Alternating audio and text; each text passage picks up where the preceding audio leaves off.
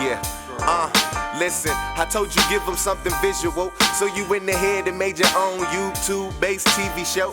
It's an array of IPAs and fighters on the road. Got a question? Put them in your comment section right below. Barbershop talk while you're sitting in your living room. Pacquiao, Mayweather, and we can't forget the brews. Coming to you live with the scoops like a ladle. Allow me to introduce the boxing round table. I was waiting on that nigga to be like, man, you fought Liam Smith for the WBO, but when Andre had the WBO, he won no poison. He disrespected you. Chavez pretty much said everything. Yeah, he was just missing a couple of pieces. Yeah. Then he talked about Mayweather, Cotto. Yep. He didn't fight Martinez, the belt. But check this out though. The nigga Canelo did bring up a point that I didn't know about. He said, when you was the man and I came to you and wanted to fight you, you ain't want to fight me. Now I'm the dude, you know what I'm saying? You had to come and do what the fuck I said. Now the fight gonna happen, but it's only because I'm making the fight happen. And I don't know, I never heard about them two niggas fighting before. Yeah, but what's crazy about that though is yeah.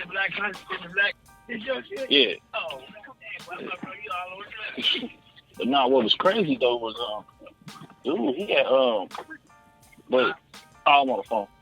But he could I could see why him not fighting him because I mean at the same time he was in a smaller division. You talking about Chavez not fighting Canelo? Yeah. I mean, because remember true. they was 154, 160. I mean it's still the case now. Shit, you know what I'm saying? Yeah, but I'm just saying though. But at the same time, it's him controlling stuff.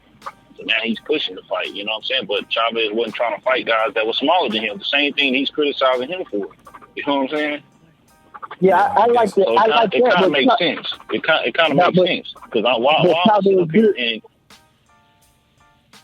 because Chavez would have been like, all right, well, because let's say he would have been trying to get the fight with him, and he's right now he's saying that he's criticizing him for fighting smaller dudes, and if he would have tried to fight him, he's like, well, you were trying to fight me and I was smaller. You know what I'm saying?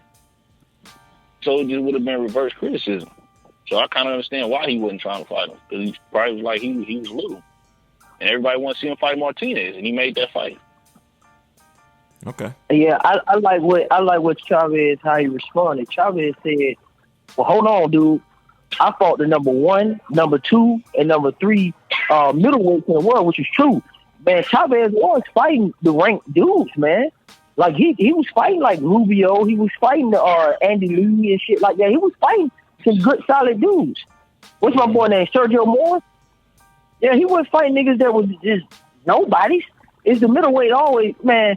We already know what the situation is with the middleweight division. I mean, it's the same shit Golovkin going through. Sergio Martinez shit, he got more credit than them because he was small. It was like he was a 154 pounder.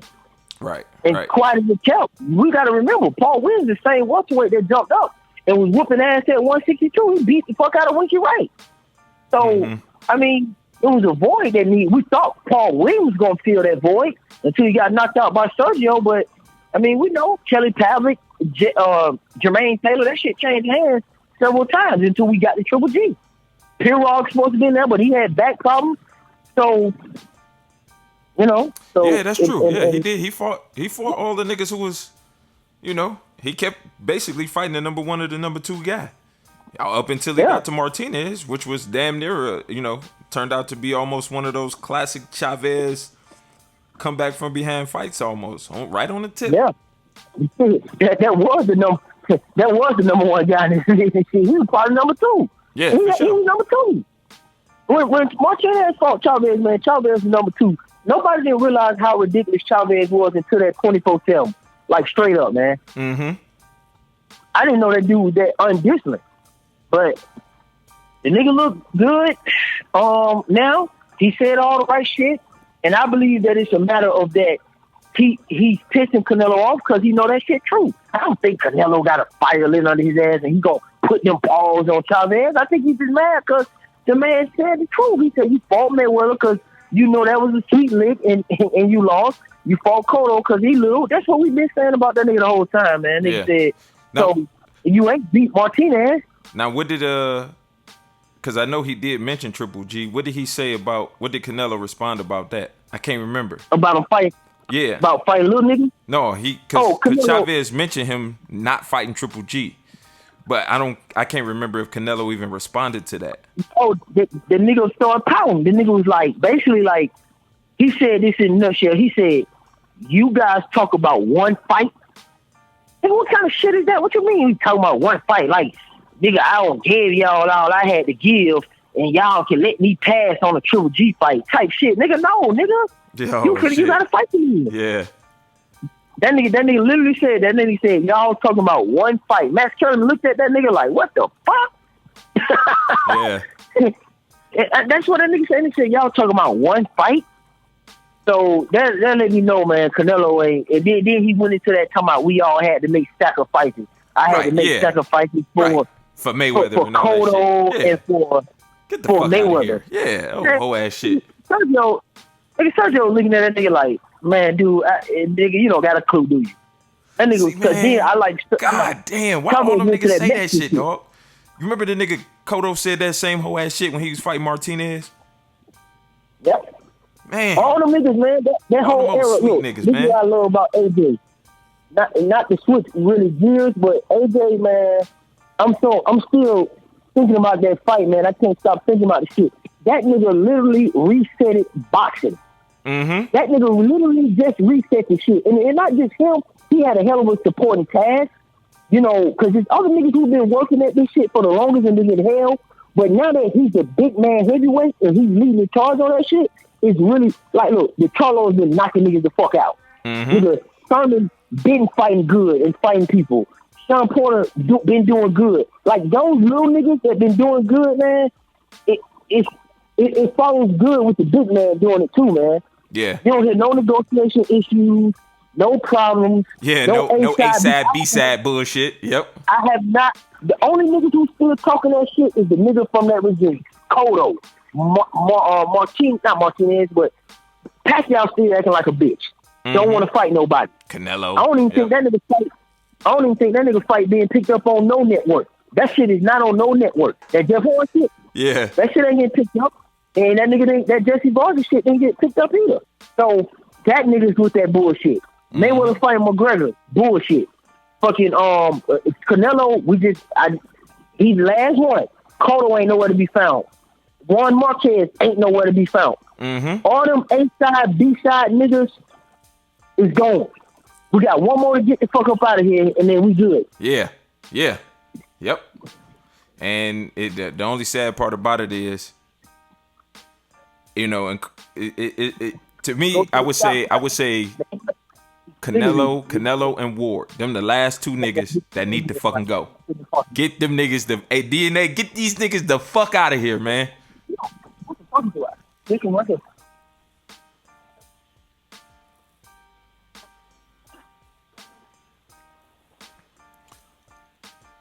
And if Chavez could pull off the upset, dog, that's gonna put a big ass dent in that nigga armor, man. Cause obviously his biggest supporting, fan base is the Mexicans. And if that nigga can beat the Mexican fan base off of that nigga, dog, we might not have to worry about that A-side, B-side shit no more with him. Seriously, I think Chavez gonna get this nigga, man. I think so too. I hope so. I'm just gonna have him to that nigga Canelo on this fight. Hey, but you know what's funny? Hey, you know what's funny? That the nigga said, you only picked me to fight because he basically said, you only picked me to fight because you thought I was sweet. You know what I'm saying? Because why would you jump over Triple G to fight me now and shit? Right. What the nigga he said? That nigga said all that shit, yeah. You only picking me to avoid Triple G because you think I'm enough credit to where you can say, well, I'm fighting Chavez. But because of Chavez's discipline problems and discipline issues, he might be sweet. Advantage. Yeah. But see, when Chavez take all that shit away, man, look, I'm gonna tell you like this.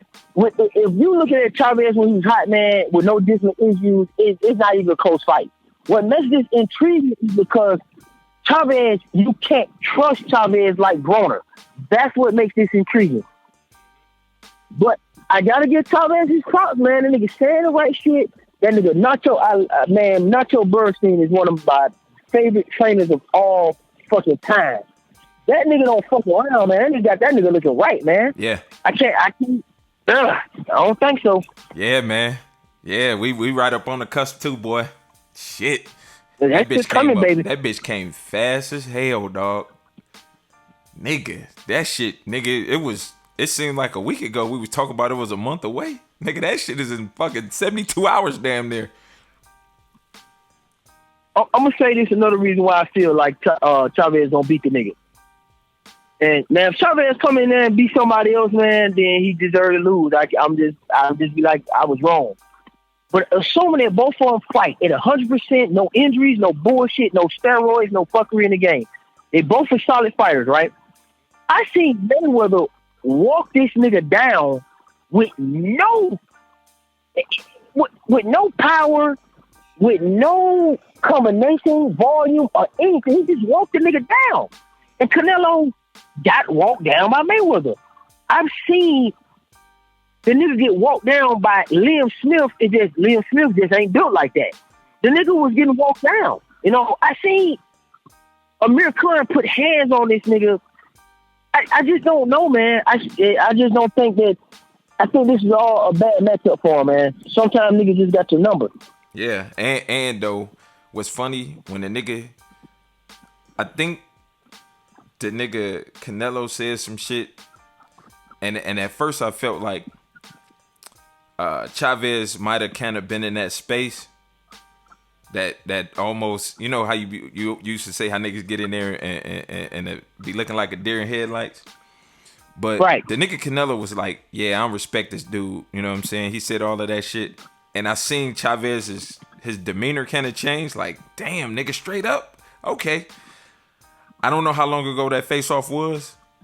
But I just, from a Mexican motherfucker with a lot of pride, and another Mexican said some shit like that to him, that has to be some motivating shit for that nigga to try and go kill this nigga in the ring, dog. Shit like, because you gotta think about it.